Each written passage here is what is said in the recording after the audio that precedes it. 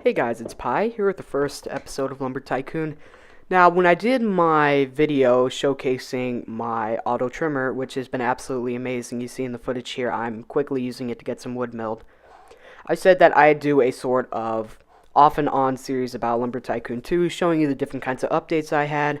And my first big project, which you might have guessed already, is building that big giant base plate. Now, what the big giant base plate is for, I am designing a factory.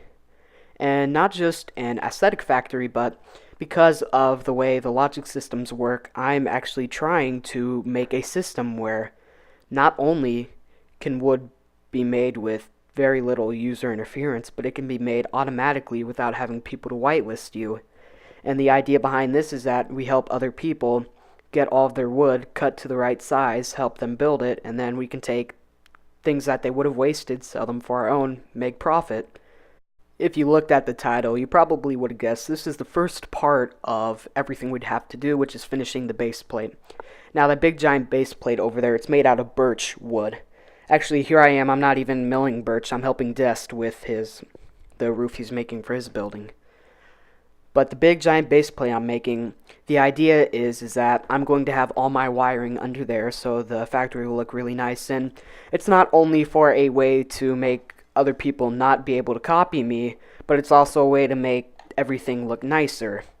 Win-win situation. It's not so much of a problem as other people calling my work as theirs, but a problem with other people scamming other people when they're trying to get their building projects finished. Because building in Lumber Tycoon 2, it's a very, very weird thing where there are no other games like this, and the abilities that my factory will be able to do is not only to make it fast and easy, but also make it profitable for me and easy for you.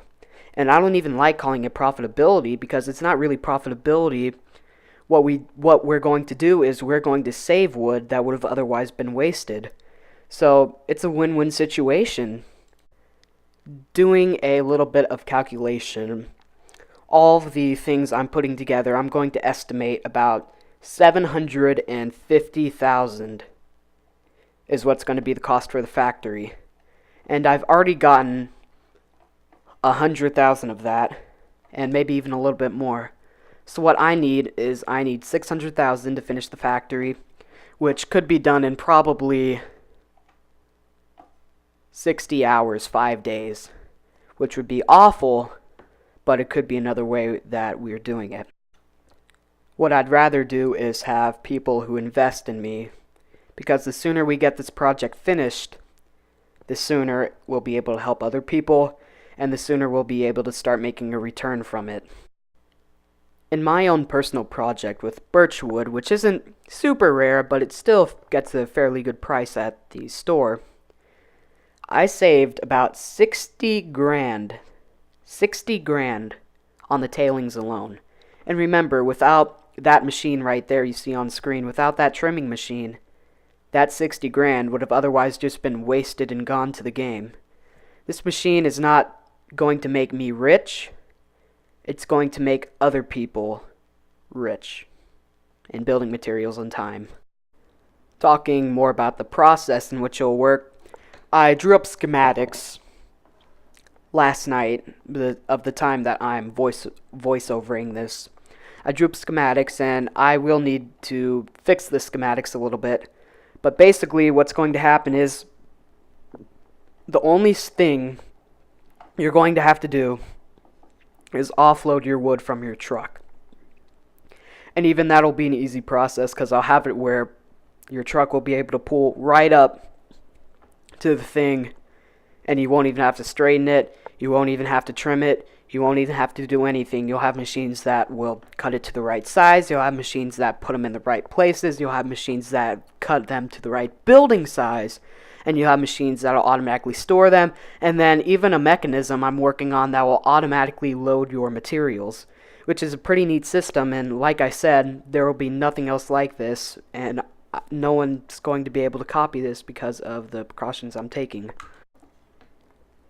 Once again, all this comes at a cost. But like I said, my own project saved me about 60 grand. So if we get 10 people who come through here, we're already breaking even, which is a great thing because I'm not in the business to make money. I'm in the business to help people. I'll say that again and again and again and again. Because not only has this machine helped me with my project, it's also helped Dest, who you saw earlier, Destroyer ET. You saw him earlier using my mill, and it definitely helped him with his thing.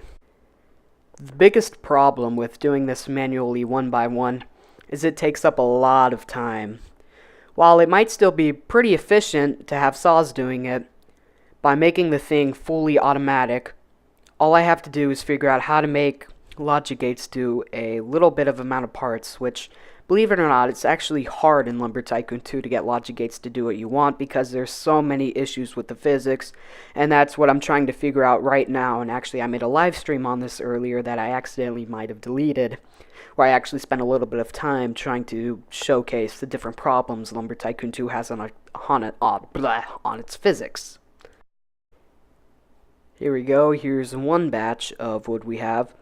So as you see, these panels take 14 wood requirements, so I cut down 8s and I cut down 6s. It's a very easy process. You take one piece of wood, put it on there, take the other piece of wood and finish it. You have 42, and then you have 57. Sometimes when there are decimals, they'll round to either 42 or 43, and 57 or 56, and usually that's not a problem. I hardly ever get any 99% anymore. And by 99%, I mean tiles where you put in the two pieces of wood and they're still 99%, which is a problem you also have to fix because that occurs when things aren't straightened properly. But I am working to fix that. As you see right here, we're quickly going ahead and selling some of the tailings. We have about $6 to start, and at the end of this, I don't know what I'll have, but it'll be a huge amount. And the hardest part is putting all the tailings into the truck, which is obviously going to be automated. And right there, you see, we already made almost about $2,000 from that, and a bunch of the wood fell out of the truck, so we'll probably make about 2.5K. And that's from one run, which only gets about 5 or 6 panels. Like I said earlier, building in Lumber Tycoon 2, it's a very, very, very grueling process. And this whole factory I'm making will make the process not only easier, but it'll make it faster, and it'll be made at no cost to the consumer. Right here I'm getting some more wood, and I'm bringing it down the mountain. The idea behind the factory is that all you'll have to do is bring in your own wood and load it onto the belt, and then wait at the other end for it to be released. It's a great thing if I can pull it off, and I've been working very hard, hours and hours and hours, to try and combat the physics of Lumber Tycoon. Lucky me, I spawned a pink car. What actually happens with this pink car is that Destroyer ET, well, he gets jelly of me and goes ahead and drives it into a cliff. But what I've been doing to try and speed up this process on my side, and remember this is all going to be automated with my systems, is just have a ramp that goes up, automatically feeds into the truck, and that's how I get across the base. And I've done a lot of work on my base since I actually made this video, and now it's not only more organized, but now we're actually starting to get to work on some of the systems that'll make automation possible. Once again, doing some more actual building is very easy. Just put the two pieces in, and with other sizes of wood, you can actually make this even easier if it only requires 6 or 8 pieces, which can be done in one. Here we go, selling some more tailings. You've already seen this process again, and this will make us a lot of money. See, right now we have $9,000, and when we're done with this, it's another 1.5 thousand. So yes, even selling the tailings is profitable. Now the last thing I'm doing in this video is I'm going to quickly go across the bridge, and I'm going to buy another gift with the money I earned from the tailings. I will make an opening session for Lumber Tycoon with the different gifts. I will have the big gift, I'll have the 2 gifts from the furniture store, I'll have this gift, and then the striped gift. Striped gift is I'll have the 32K gift, and then I'm going to buy the striped gift.